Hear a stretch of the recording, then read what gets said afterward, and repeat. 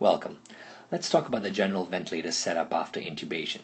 So the first few things to consider, and we'll go to today, is the mode of the ventilator, tidal volume, the PEEP, the fractional inspired oxygen, along with the rate.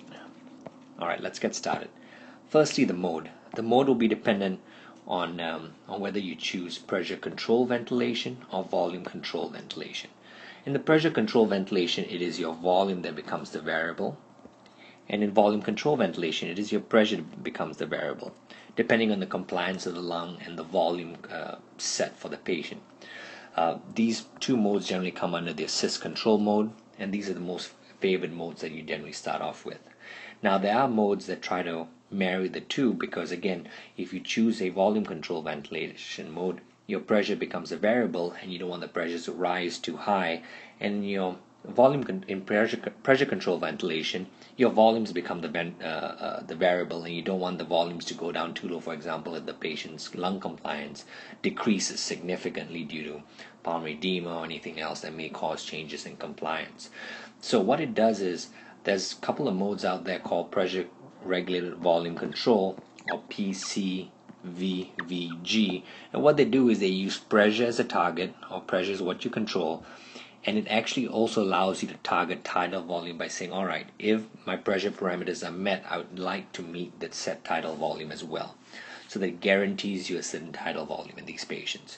So that's a kind of a marriage of both worlds. But generally the two modes that there are pressure control ventilation and volume control ventilation. The next thing to talk about is tidal volume. Tidal volume is important because you don't want to overventilate someone and expose them to the stresses of excessively high tidal volumes based on the ARDS net trial that was done in the early 2000s.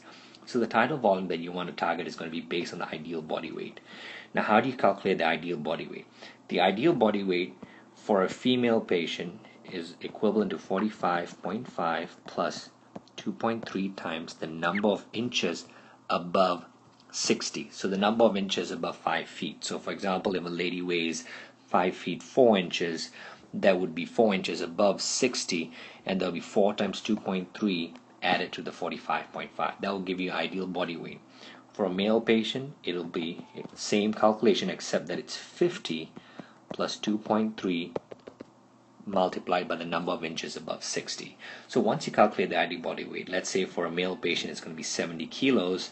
In that patient, then you want to target a tidal volume of between 6 to 8 milliliters per kilogram. So if someone weighs 70 kilos, then times 6 would be 420 milliliters target tidal volume. So that's how you generally calculate your ideal body weight. Now, generally, like I said, 6 to 8 is a reasonable start. The rate has to be between usually 10 to 16.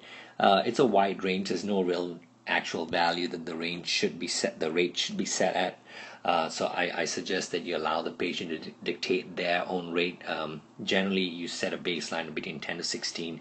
If the patient is not over sedated, they should be able to set their own respiratory rate in these patients. So you want to target usually a minute ventilation of around 100 cc's or 100 mils per kilogram. So if someone weighs 100 kilos, your target minute ventilation is going to be around 10 liters a minute.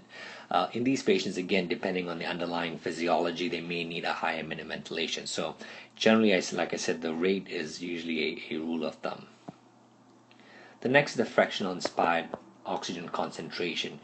Again, the default mode would be about 100%. You can start it off as soon as the patient's intubated, and then you can wean it off pretty aggressively depending on whether you have a reliable saturation monitor with good waveforms, or you wait for the ABG to come back within 30 to 60 minutes to decide how to wean down the oxygen. But it's important to wean it down as aggressively as possible. Again, you can start off at 100% right when they're intubated, just to allow for oxygenation to improve following intubation. However, then it's important for you to wean that down aggressively. The next thing to talk about is PEEP, or positive end expiratory pressure, and that basically is usually start off at a default setting of 5. You may want to increase PEEP generally in patients who are morbidly obese, as the required PEEP may be higher to allow for to avoid airways collapsing. Patients with other physiological problems such as ARDS and so on may require higher PEEP settings. You may want to increase the PEEP by 1 or 2 centimeters of water, assuming that the patient is not volume depleted. This should not drop your blood pressure. And you can increase your PEEP so that you can get your FiO2 down to generally less than 50%. Again, this is your target. If you're trying to get your FiO2 down to less than 50% and you can't do that, then go ahead and increase your PEEP. After intubating, someone is generally advised as well to check an ABG within 30 to 60 minutes. That will give you an idea of what your partial oxygenation pressure is, along with your PaCO2, and giving an idea of not only oxygenation but ventilation of the patient. This will also give you an idea as well if your PaCO2 is reliably connected with your end-tidal CO2. So if you do have the facilities of an end-tidal CO2, which is connected to the ventilator and is a closed circuit mode, your PaCO2 drawn from the ABG will verify that your end-tidal CO2 is a reliable parameter to use so that you don't overventilate someone as well. So yeah, the ABGs are required generally within 30 to 60 minutes, and don't forget your chest x-ray. Thank you.